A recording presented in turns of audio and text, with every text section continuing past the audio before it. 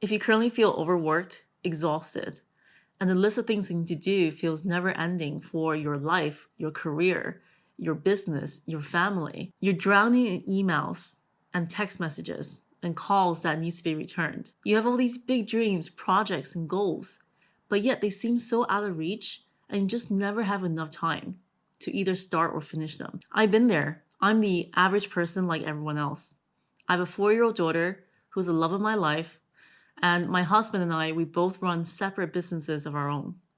I have parents who are getting old and needs care. I'm not someone with a 4 a.m. morning routine, jumping into an ice bath, drinking a green juice, while doing press-ups with one finger and telling you that you need to do more. And my frustration of seeing every year pass by and feeling like a failure made me realize that it's time for me to think about the way that I work. And there must be a better way where I can work smarter but not harder. And there's one thing that I realized that changed all of this. And that is you're underestimating your potential. The potential that you have to get the work done that actually moves you forward. And it's not being busy for busy's sake. It has nothing to do with the tools you're using, what productivity apps on your phone, or what habit boxes are you taking off right now. The problem is actually much more simpler than you think. Since I tried this method of working and focus, I'd be able to cut down the time I needed to learn digital marketing in half, which meant that I was able to go from unemployed to working at Google and deliver some of my best marketing trainings for my students in my own company, and ultimately creating some of the best keynote talks that led to more paid speaking opportunities. And this is not another productivity video to tell you that you need to fit more in less time. Because one of the biggest issues we're facing in modern society is not by doing more work, by actually not having enough time. We are living in one of the biggest social experiments ever, by all these distractions and devices that are pinging off around us constantly. And we're no longer able to focus. That's why in order for you to become the top 1%, the ability to focus and do this kind of work is going to get you there. And that's going to be your superpower. And finally, you can work less and get more done, but not the other way around. I made this video to make it easy for you to understand how we can all live as fully as we work. Let's build you into the top 1% to become limitless in reaching your dreams and achieving some of your biggest goals. So here's a problem. When you were studying or entering your first job, you were probably conditioned to get the most out of every hour, am I right? Popular media makes busyness look cool. And when you are walking down the street, you see someone you know, or maybe in the office, when you ask them, hey, how are you? Most likely the response you will get is, I'm good, just been busy. So we all wear busyness like a badge of honor, but not really knowing if this busyness is going to lead us anywhere. So Cal Newport first introduced this concept of deep work to me. And it was the start that changed the way I work forever. So a lot of day-to-day tasks, which you're probably familiar with, like checking emails, responding to messages, are the kind of things that are called shallow work because it doesn't require much of your brain power to do so. But if you spend most of your day doing the shallow work, you'll eventually be replaced by technology and AI in the current revolution that we're in right now, because these skills are mostly easily replaceable. So deep work is the ability to do work with distraction-free concentration at your peak brain power, which means that you're able to produce something that's uniquely yours in your own zone of genius. Cal wrote that he was able to double his output of research papers while being a full-time professor, raising his family, and writing his book all at the same time by using this method. And I really resonated with this because I'm ambitious just like you. If you click on this video and you're watching it now, that means that you realize there's something that you need to change in your current work environment that'll make you a lot more productive than you were previously. So I think it's a really good idea to take a pen and paper out and write this down and ask yourself this. If you were to deep work regularly, what major life or professional goals do you want to achieve? For me, that's growing my personal brand and business online, reaching and impacting more people with my digital products and services. I want to have enough time to spend with my family and to travel to live a life full of experiences. I don't want to be chained to a desk and just looking at a screen all day. And what I also found fascinating is that, according to a research done in 2012, deep work can also train your brain to increase your focus and also your cognitive functions like a muscle. Before, I used to find it hard to get through a whole page in a book, but I can scroll on Instagram for an hour. Whereas now I can easily sit down for 90 minutes of deep work at a time and coming out feeling completely fulfilled and accomplished because I did something with that time. And I think one of the state that you tend to get into during deep work is the state of flow, which has been documented in this psychologist Mihaly's book, Flow, where you reach this point of standstill of time and you're filled with content and purpose in what you're doing. So before we get into the nitty-gritty of how to do better deep work, I think it's really important to set up the first things first, which is your environment. So if you have the means to do so, you can set up a separate area in your home, like a study or a separate room, where you use it purely for deep working and where you definitely won't be disturbed. If you're in an office environment, think about using an empty conference room maybe, that you can use it as purely a place to get away from that open plan noisiness. And if you don't have the spaces, as we are living in smaller and smaller places these days in the modern world, I found local libraries and also local quieter cafes to be really great for this, because you have a separate space allocated to this. It makes you even more concentrated on your sessions as well. And what I like about the current world of mixing remote working with being in the office is that the days that you are at home remote working, you can use some of those days for the much more important strategic deep thinking tasks that you can use during these deep work sessions. And this brings me to the distractions in our lives right now. And that is, if it's possible, to put all the distraction related devices in a separate room. Because I find that if it's not close to you, you probably won't be looking at it. And if you currently are going on the internet and you might get distracted by going on social media websites, for example, there is Chrome extensions like Forest or Self-Control that you can use on your browser to block off those sites while you're working so you don't get tempted. But I think we're all adults here, so your level of self-discretion is probably your own take. And if you want absolutely zero noise, if that's what helps you, use a pair of noise-canceling headphones. So my one's from Sony. I'll link it to the description below. You don't have to get the exact same one. I found this one to be really helpful because it's light on my head. And when working for, let's say, an hour and a half at the time, it doesn't actually weigh on my head to make it hurt. So it's just something that I found in my own experience. But feel free to find one that works for you. And what I found to be another benefit is that if I wear these headphones in public spaces like co-working spaces, I'm less likely to be disturbed because I look like I'm in a working mode. And that visual effect usually helps for you to have that sanctuary, that time to yourself if you needed to. So if you got kids like I do, I tend to do my deep work sessions around the time when she's at school. My personal ethos is that I want to be fully present when she's around and not working around her all the time. I actually work a lot less now that I had kids. And why I found that because I have less time and there's a lot more constraints on that, I tend to be a lot more focused and results driven. So everything I choose to work on has the highest priority, either in my business or for my clients the moment.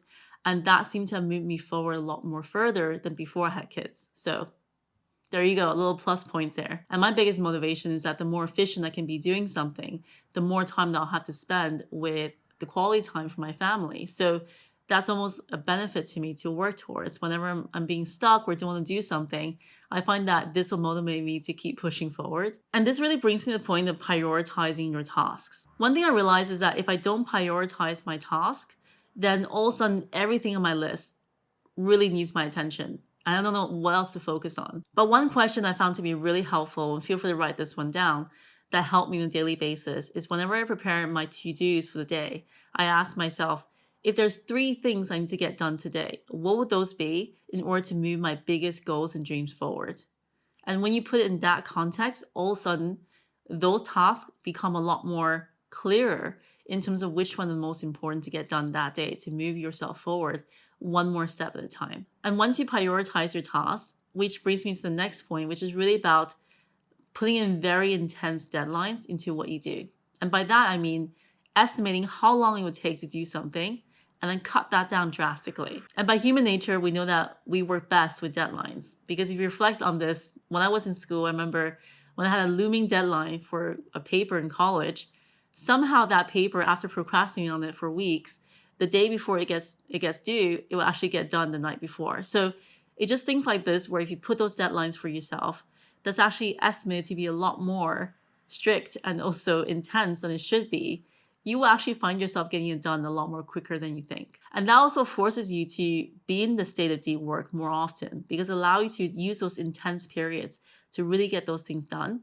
Like for example, now I need to go out and get my daughter in 2 hours. That means that I need to get my deep work sessions in. And that 2 hours all of a sudden becomes so much more efficient because I know that that's all I got for the day. And what can I actually fit in that's the most important, but also can get done the quickest. So based on what we talked about earlier, write this one down as well.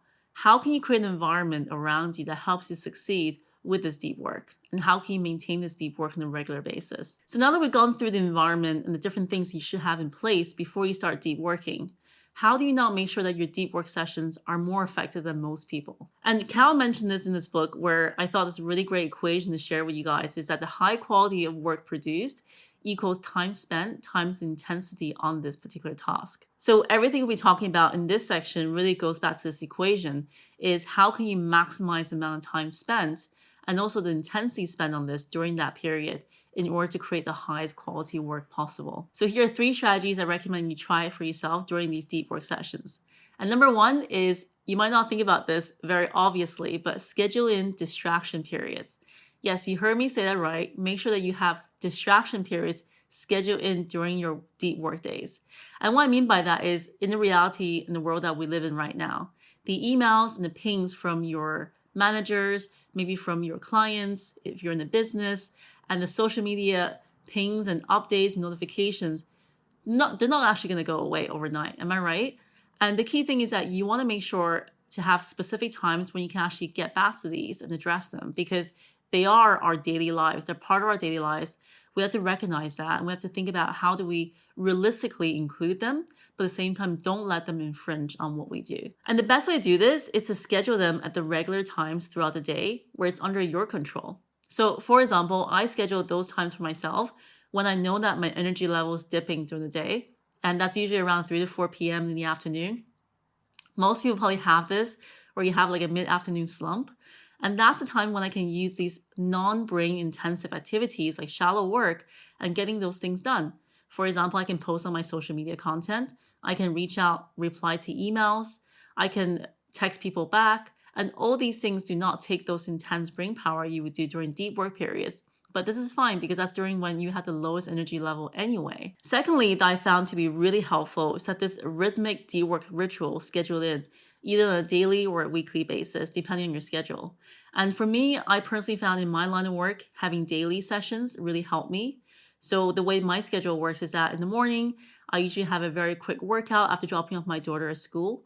And then I will have 3 to 4 hours to myself to really focus on those deep, intensive work that I need to get done. It could be writing a keynote speech. It could be preparing training materials for my students. It could be, let's say, in this case, designing strategies for a client. It could be writing a script for a YouTube video. But whatever it is, it allows me to use that time to really use my deepest, intense brain power. So that way, later on, I know that I've accomplished the most important things on my list, and I can move on to the rest of the day with a lot more ease because I know that it's actually been ticked off. And not most people, but generally speaking, the majority of people are energetic in the mornings. So I recommend having this earlier in the morning if you're one of those. But there are lots of people in my community who I speak to, my friends and family, who are also night owls. And that's totally okay too. So know when is your best performance period. Is it morning or is it late nights? And then just have those scheduled in for yourself on a regular basis, so you know when you have your best periods to get your deep work done. So Cal mentioned in his book that beginners really aim for 1 hour in the beginning to really get into the rhythm of working in deep working mode. But as you get more used to it, feel free to increase that over time. And eventually, even for the most advanced people who do deep work, really the most your brain can handle is around the 4-hour mark. And beyond that, it's really hard to do any more concentrated work because you probably feel like you had enough for the day. And it's a really good idea to make sure you have scheduled in regular breaks for these sessions. So generally speaking, maybe an hour and a half, an hour, and having an interval from there. Then adding in some of those breaks in between where you can just do nothing, have a cup of tea, walk around the block. So for me, I just love looking out the window, having a little bit of time for my eyes to rest as well, and then getting back into the next interval session. So let's take a moment to reflect on this. Take a pen and paper and write this down. Given your current goal and situation, how many hours of deep work can you commit to on a daily or weekly basis? And lastly, this is a part where I feel like a lot of people don't talk about, and that is how do you shut down properly for the evening? Because we all know that sleep is abundant and free, but yet it's one of the things that we currently lack the most.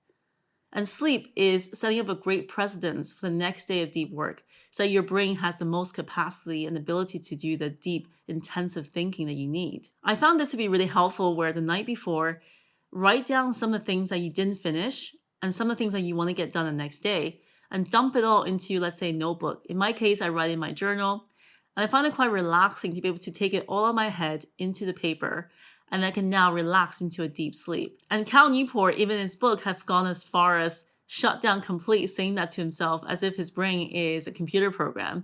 And he says that it works, apparently, where he gets a chance to really completely shut down and have a good night's sleep, then the next day starting all over again. And lastly, this is the one thing that I want to leave you with in this video, is that none of the tips or the deep work tactics, the productivity tips that you see around the internet are going to work unless you love what you do. Because oftentimes, when we're procrastinating on that big project, the dream job, the dream opportunity, is that a lot of times a lot of the issues behind procrastinating is a lot deeper than we think. And it can mean a lot more than that, right? It could be you're afraid.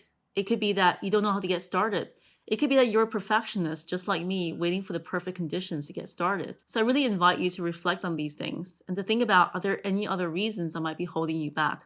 How can you break free of those beliefs and eventually reaching your limitless potential as your future self? Thank you so much for staying with me until the end. If you like this video, you might also love this video all about how to change your life in 6 months. If you like what you saw in the video today, feel free to subscribe and try out my newsletter in the link in the description below, where you get to learn a lot more personal growth and also business insights on a weekly basis in your inbox. I also run monthly office hours for my audience to answer their specific question and situation. So if you're interested in that, feel free to sign up to the wait list in the link below as well. Thank you so much for watching this video. I can't wait to see you incorporate some of the deep work techniques in what you do, and I'm looking forward to seeing you thrive. All right, see you in the next video.